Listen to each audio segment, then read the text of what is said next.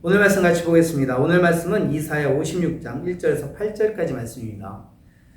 봉독하겠습니다. 여호와께서 이와 같이 말씀하시기를 너희는 정의를 지키며 의를 행하라. 이는 나의 구원이 가까이 왔고 나의 공의가 나타날 것임이라 하셨도다. 안식일을 지켜 더럽히지 아니하며 그의 손을 금하여 모든 악을 행하지 아니하여야 하나니 이와 같이 하는 사람, 이와 같이 굳게 잡는 사람은 복이 있느니라. 여호와께 연합한 이방인은 말하기를 여호와께서 나를 그의 백성 중에서 반드시 갈라내시리라 하지 말며 고자도 말하기를 나는 마른 나무라 하지 말라. 여호와께서 이와 같이 말씀하시기를 나의 안식일을 지키며 내가 기뻐하는 일을 선택하며 나의 언약을 굳게 잡는 고자들에게는 내가 내 집에서 내 성 안에서 아들이나 딸보다 나은 기념물과 이름을 그들에게 주며 영원한 이름을 주어 끊어지지 아니하게 할 것이며 또 여호와 연합하여 그를 섬기며 여호와의 이름을 사랑하며 그의 종이 되며 안식일을 지켜 더럽히지 아니하며 나의 언약을 굳게 지키는 이방인마다 내가 곧 그들을 나의 성산으로 인도하여 기도하는 내 집에서 그들을 기쁘게 할 것이며 그들의 번제와 희생을 나의 제단에서 기꺼이 받게 되리니 이는 내 집은 만민이 기도하는 집이라 일컬음이 될 것임이라. 이스라엘의 쫓겨난 자를 모으시는 주 여호와가 말하노니 내가 이미 모은 백성 외에 또 모아 그에게 속하게 하리라 하셨느니라. 아멘. 오늘 말씀의 제목은 하나님과 동행하는 인생에 라는 제목의 말씀입니다. 여러분, 오늘은 하나님과 동행하는 인생이라는 제목의 말씀으로 전하려 합니다. 코로나로 인해서 이렇게 온라인으로 설교를 올려드리게 되었습니다. 오늘 말씀을 통해 가정에서 예배 드리실 때 하나님의 은혜가 가득하기를 간절히 소망합니다. 여러분, 신앙생활에서 가장 중요한 것은 하나님의 말씀에 반응하는 것이라고 할 수 있습니다. 우리가 사도행전 2장부터 이어지는 베드로의 설교를 볼 때 두 가지의 반응을 살펴볼 수가 있습니다. 한 가지의 반응은 그 말씀 앞에 회개하며 믿음으로 영접한 것입니다. 그 믿음으로 영접한 사람 5,000명은 하나님이 주시는 구원을 선물로 받고 성령을 충만케 되고 새로운 삶을 얻는 역사를 경험하게 되었습니다.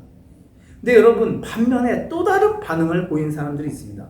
그 사람들은 누구이냐면 사두개인, 바리새인 등 당시 지도자들이었습니다. 그들은 핍박으로 베드로에게 반응하였습니다. 그 말씀을 거부하고 그들을 탄압하는 사람들이 되었던 것입니다. 그들은 어떻게 됐죠? 결국엔 멸망의 길로 가는 안타까운 인생이 되고 말았습니다. 하나님의 복음이 같은 메시지로 전해졌지만 그것에 반응하는 모습에 따라서 그 결과가 달라지는 것을 볼 수 있습니다. 하나님께서는 우리에게 말씀을 주십니다. 소망을 주시고 구원의 메시지를 주십니다. 이 말씀 앞에 믿음으로 반응하는 인생이 하나님의 은혜와 구원을 입는, 그 구원을 경험하는 인생이 되는 것을 이 말씀을 통해서 보여주는 것입니다.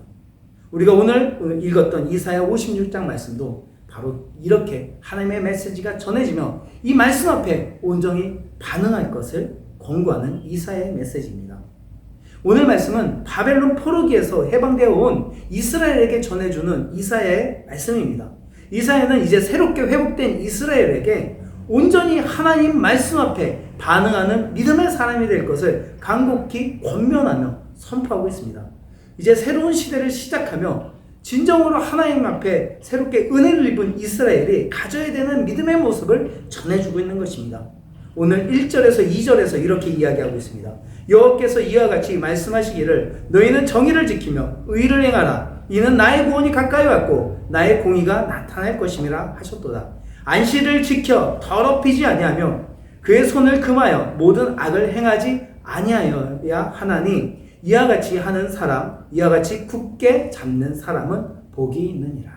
아멘. 이사야는 이스라엘에게 하나님의 구원이 가까이 했다고 합니다. 이스라엘은 70년간 그들의 죄를 지어서 그들이 하나님을 떠나서 70년간 바벨론에서 포로 생활하며 고난을 받았습니다. 그러나 하나님의 은혜로 다시 회복되었습니다. 회복되고 새 시대를 맞이하여서 이사야는 선포합니다. 하나님의 구원이 가까이 왔다. 그들에게 다시 하나님의 구원이 임할 때가 왔다는 것입니다.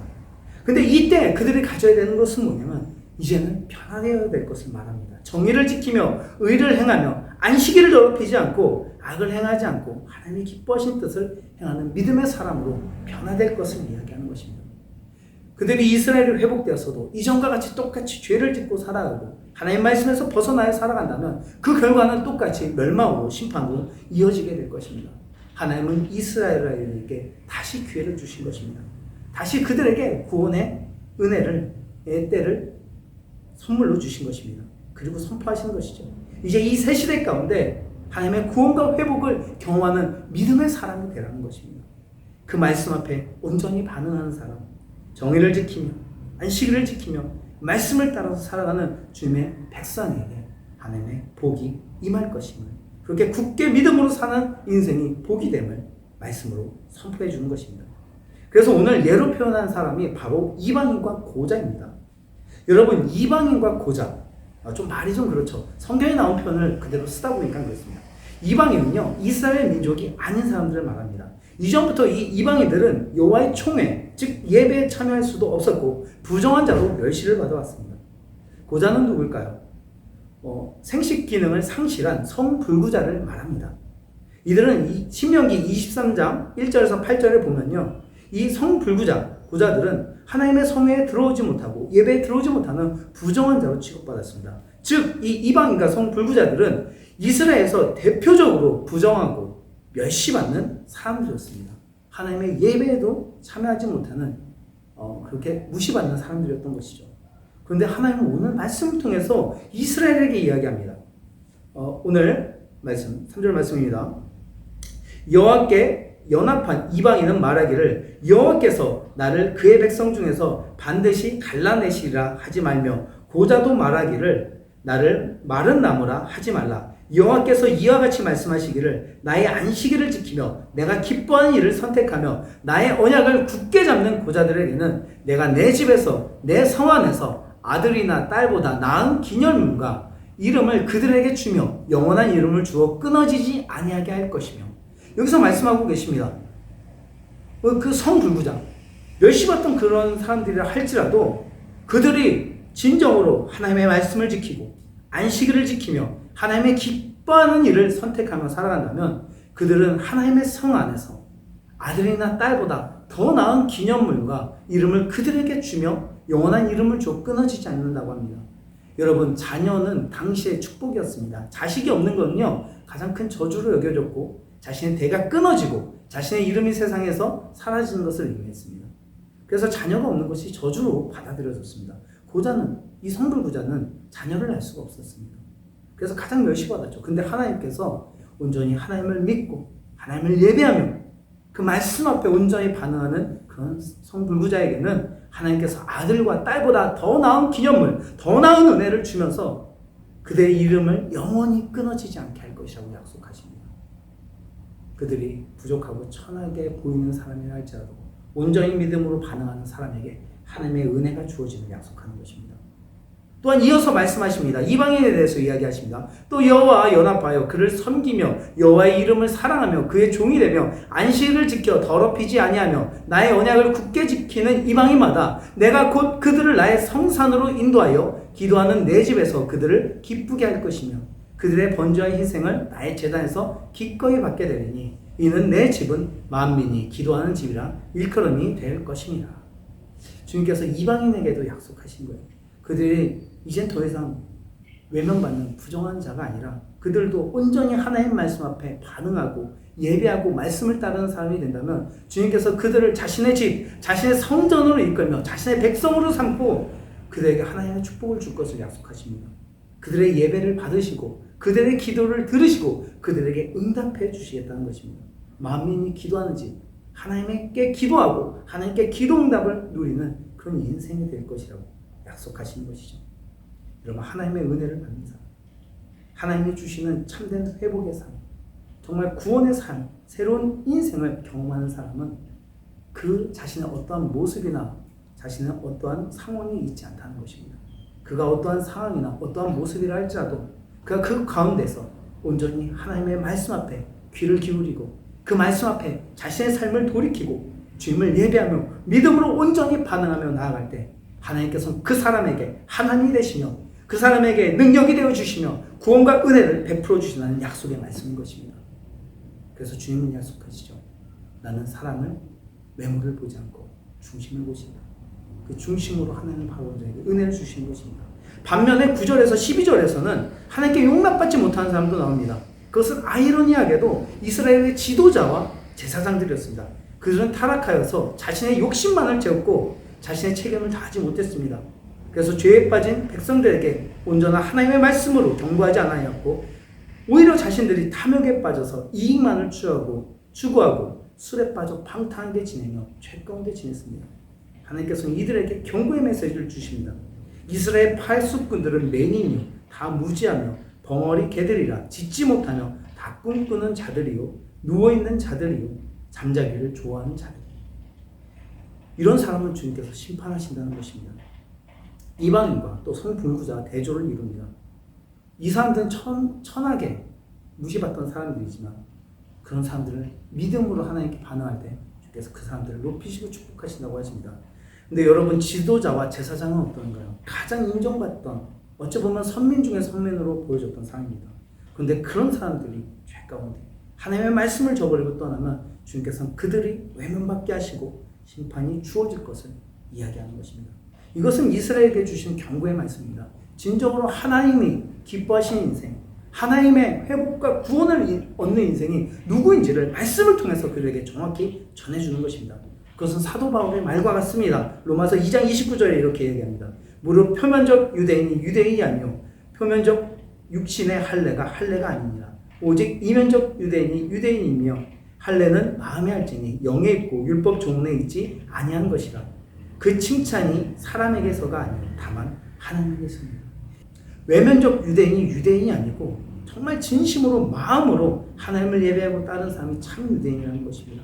지금 말하자면 그냥 겉모습만 기독교인이라고 기독교인이 아니라 정말 그 마음에 하나님의 말씀에 온전히 반응하고 그 말씀을 따르는 그리스도인이 참 그리스도인이고 하나님의 은혜를 경험하는 그리스도인을 이야기하는 것입니다. 여러분 우리가 오늘 말씀을 기억하며 우리도 이 하나님 말씀에 온전히 반응하는 인생이 되길 간절히 소망합니다. 여러분 이방인과 같다 할지라도 그리고 성불구처럼 천하게 멸시받는 사람이라 할지라도 그 마음에 온전히 하나님의 말씀을 소망으로 여기고 그 말씀 앞에 온전히 반응하는 인생 주님께서 회복을 주시며 구원을 주시며 은혜를 주시며 소망을 이루어 주시는 인생이 됩니다. 그래서 주님은 우리도 초청하고 계십니다. 주님의 은혜 받을 이 자리로 하나님의 구원을 받는 이 사람으로 우리도 초청하고 계십니다. 여러분 우리가 이 말씀 앞에 온전히 반응하는 사람이 되기 원합니다. 하나님께 반응하여 하나님의 말씀을 붙잡아서 생명을 주시는 하나님의 은혜와 소망을 경험하는 여러분이 되길 간절히 소망합니다. 그렇다면 하나님께 온전히 반응하는 믿음의 모습은 어떠한 모습일까요? 오늘 말씀을 통해서 두 가지를 살펴보려고 합니다. 첫 번째는 안식일 준수입니다. 오늘 말씀에서 전체적으로 계속 이야기하는 것은 뭐냐면 안식일을 지키는 것을 이야기합니다. 안식일을 범하지 않고 안식일을 지키는 것. 계속 이것을 이방인을 이야기할 때도 또 성불구자를 이야기할 때도 계속적으로 이야기하고 있습니다. 여러분 안식일은 무엇입니까? 안식일은 하나님께서 안식한 날을 기념하여 하나님을 예배하고 모든 일을 쉬었던 절기입니다. 지금은 이것을 주일 성수 즉 주일에 하나님 전에 나와 예배를 지키는 것으로 이어지고 있습니다. 예배를 즉 하나님께 믿음으로 반응하는 인생을 예배하는 인생을 말하는 것입니다. 여러분 예배는 하나님과 백성의 가장 대표적인 모습입니다. 예배는 하나님을 인정하고 하나님을 믿는 자의 가장 중요한 모습입니다. 에스겔서 20장 12절에 이렇게 이야기합니다. 또 내가 그들을 거룩하게 하는 여호와인 줄 알게 하려고 내 안식일을 주어 그들과 나 사이에 표징을 삼았노라. 여러분 여기서 하나님은 이 안식일이 하나님과 백성 사이의 표징이라고 이야기하십니다. 이걸 표징으로 삼았다는 것입니다. 예배하는 것이 믿는 자에게 주어진 표징입니다. 여러분 예배는 나의 중요한 것을 주님께 드리는 순간입니다. 내 마음을 드리고 내 진심을 드리는 순간이고 내 시간을 드리고 내 예물을 드리고 나의 가장 중요한 부분을 거룩하게 띄어서 하나님을 만나는 시간으로 구별하여 놓는 것이 예배입니다. 여러분 이것이 나의 하나님을 나의 창조주로 구원자로 인정하는 예배의 시간이 되는 것입니다. 여러분, 세상에서는 예배를 드리지 않죠. 믿지 않는 사람들은 예배를 드리지 않습니다. 그것은 그들이 하나님을 알지 못하기 때문에 그렇습니다. 그렇기 때문에 믿는 자의 가장 대표적인 표현은 뭐냐면 하나님을 나의 창조주로, 나의 구원자로 인정하면서 이 예배를 지키며 하나님께 예배하는 것입니다. 이것이 믿지 않는 자와 믿는 자의 가장 대표적으로 차이나는 믿음의 모습인 것입니다. 여러분, 이 예배보다 하나님이 기뻐하는 모습은 없습니다. 예배가 하나님을 나의 주로 인정하는 가장 대표적인 믿음의 모습이기 때문에 그렇습니다. 여러분, 우리가 이 온전한 예배를 지키길 바랍니다. 예배는 하나님을 나의 구세주로, 창조주로 인정하는 시간입니다. 이 예배를 드리며 나아갈 때 하나님이 이 예배 가운데 우리를 만나주십니다. 예배 가운데 임재해 주시고 우리의 기도에 응답하여 주시고 우리가 교제하시며 우리의 믿음이 자라게 하십니다. 또한 말씀을 통해서 은혜를 주시고 회복을 경험하게 하시고 하나님의 역사를 체험하게 하십니다. 그래서 예배를 통해서 힘을 얻고 이 세상 가운데서 소망으로 살아갈 수 있는 믿음의 사람이 되게 성장하게 하십니다. 예배는 주님과 만나는 가장 중요한 은혜의 자리입니다. 그래서 이 믿음은 이 예배를 드릴 때 성장할 수 있고 우리가 이 예배를 드릴 때 하나님을 경험하는 인생으로 변화될 수가 있는 것입니다. 그래서 예배는 이 믿음의 가장 중요한 첫 모습이며 기초입니다. 여러분, 우리 삶에 이 예배를 세워가는 삶이 되기를 소망합니다. 하나님과 동행하는 삶의 가장 첫 시작은 하나님께 예배하는 인생입니다. 하나님을 예배하지 않고 온전히 하나님을 따르지 않으면 어떻게 믿음을 지킬 수가 있고 하나님을 따르는 사람이 될 수가 있겠습니까? 예배를 드리지 않으면 시냇가에 심은 나무가 물이 없는 사막에 심겨진 것과 같습니다. 그래서 메말라 쓰러져서 열매 없이 말라 죽고 마는 그런 나무와 같은 것이 될 뿐입니다. 그러나 여러분, 예배하며 주님 곁에 나온 사람은 시냇가에 심은 나무와 같습니다. 주님이 주시는 영양분과 은혜로 충만케 되며 열매를 얻는 하나님의 소망이 이루어지는 인생이 될 수가 있게 되는 것입니다. 그래서 주님은 이 안식일을 지키는 것이 믿음의 가장 중요한 표시라고 합니다. 여러분, 우리가 믿음 생활에서 착하게 사는 것, 선하게 사는 것 참 많이 중요합니다. 그런데 가장 중요한 것은 하나님과 교제하는 인생이 되어야 합니다. 하나님을 만나는 사람이 되어야 되고 하나님께 기도하는 사람이 되어야 되고 하나님을 예배하는 사람이 되어야 되고 하나님을 붙잡는 인생이 되어야 합니다. 우리가 이 예배 가운데 이 하나님을 경험하는 이 은혜를 경험할 수가 있습니다. 여러분, 우리가 이 예배를 소중히 하고 주님의 이 예배 자리에, 주님을 만난 이 자리에 더욱더 가까이 나오신 여러분 되길 소망합니다. 요즘에 코로나로 인해서 이 예배가 참 많이 제한받고 있습니다. 지금도 어려운 중에 우리가 영상으로 예배를 드리고 있습니다. 하지만 이 순간에도 여러분 포기하지 말고 이 예배를 지키시기 바랍니다. 예배를 지키고 주님을 바라볼 때 하나님 주시는 회복과 은혜가 우리 삶에 반드시 임할 줄 믿습니다.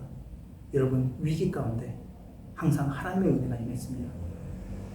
사무엘서에서 민족적 위기가 있을 때, 블레셋이 쳐들어왔을 때 그들이 무엇을 이겨냈습니까? 미스바에 모여서 함께 예배하고 기도했을 때 그 땅에 회복이 임하게 되었습니다. 여호사밧이 전쟁 가서 승리를 경험했던 것은 예배했을 때였습니다. 여러분, 예배를 할 때 우리 삶에 회복이 있는 줄 믿습니다. 지금같이 어려운 때 더욱더 예배해야 되는 시기인 줄 믿습니다. 여러분, 우리가 흔들리지 말고 이 예배를 드리는 믿음의 사람이 됩시다.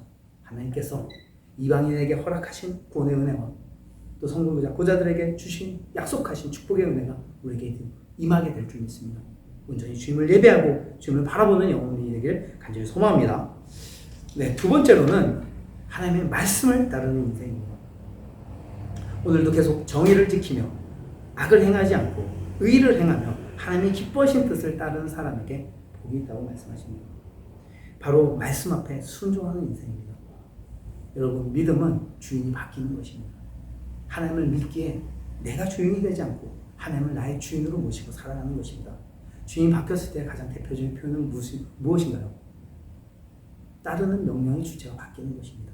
이제 나의 명령이 아니라 하나님의 말씀을 따르는 것입니다. 하나님의 말씀이 나의 생명인 것을 믿기 때문에 이제 주님을 나의 주인으로 모시고 그 말씀 앞에 순종하며 나아가는 것입니다.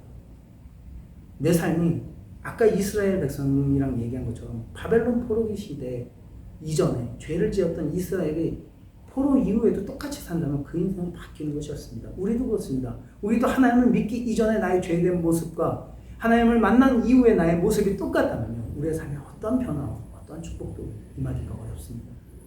그래서 주님은 우리에게 생명의 길을 보여주십니다. 하나님의 은혜를 경험할 수 있는 생명의 길을 우리에게 보여주신 것입니다. 죄를 미워하고 정의를 행하고 선을 행하며 사람들을 사랑하며 하나님의 말씀에 순종하며 복음을 증거하며 이렇게 믿음 안에 우리가 순종하며 나아갈 때 하나님께서 창조하신 새로운 인생의 길이 열리게 되는 것입니다. 그래서 주님은 우리에게도 지금도 초청하고 계십니다. 믿음으로 반응하는 걸 초청하십니다.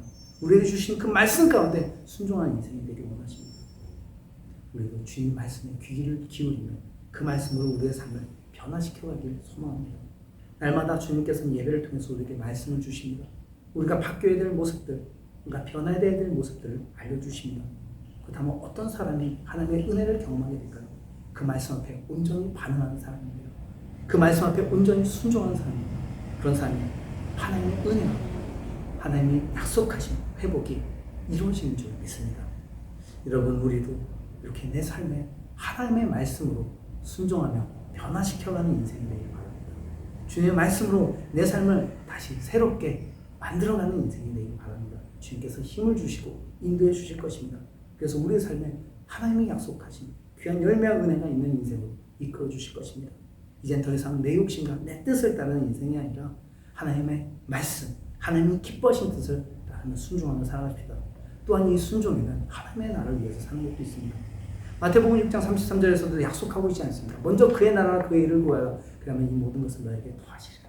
주님께서는 우리가 먼저 하나님의 뜻을 구하며 나아갈 때 더 큰 은혜를 약속하십니다. 우리가 이 땅 가운데 하나님의 복음을 증거하고 정말 다른 영혼들도 하나님을 알 수 있도록 예수 그리스도의 사랑을 실천하며 믿음으로 살아갈 때 여러분, 우리는 한층 더 하나님과 가까워지고 하나님과 동행하는 인생이 되는 것입니다. 이런 인생은 이 세상과 전혀 다른 인생입니다. 세상이 감당 못할 세대이고 하나님께서 칭찬하는 인생이 되는 것입니다. 우리가 하나님 기뻐하시는 인생이 되길 바랍니다. 이제 더 이상 내 작은 삶에 집중해서 이것만을 위해서 욕심을 추구하며 사는 것이 아니라 하나님의 말씀에 순종하며 이제 더 크신 하나님의 뜻을 위해서 복음을 증거하며 하나님의 나라를 위해서 헌신하며 영혼들을 섬기며 사랑하며 믿음의 제자의 모습으로 살아가시길 소망합니다. 이런 사람에게 별과 같이 빛나는 하나님의 은혜가 임하게 될 줄 믿습니다.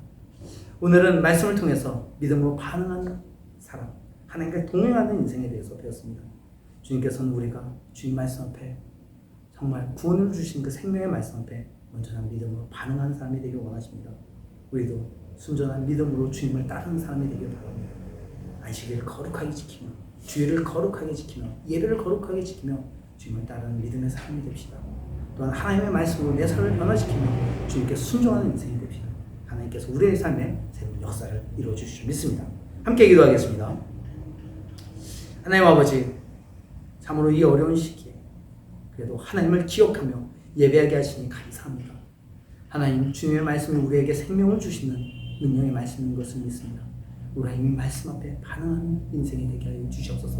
온전히 하나님을 예배하는 사람이 되게 하여 주셨고 하나님의 말씀에 순복하며 살아가는 주님의 자녀가 되게 하여 주시옵소서. 이 세상에 다른 것은 소망이 없습니다. 오직 하나님께 우리의 소망과 능력과 하나님의 구원의 약속이 있는 줄 믿습니다. 우리가 이 세상 가운데서 다른 헛된 것을 따르는 것이 아니라 나를 구원하고 사랑하시며 십자가에 달려 돌아가시면서까지 내 생명을 구원하신 예수 그리스도께 우리의 인생을 맡기며 하나님께 우리의 삶을 온전히 올려드리며 온전히 예배하며 믿음으로 살아가는 주의 백성이 되게 하여 주시옵소서. 감사합니다. 모든 것 주님께 맡기며 예수님의 이름으로 기도합니다. 아멘.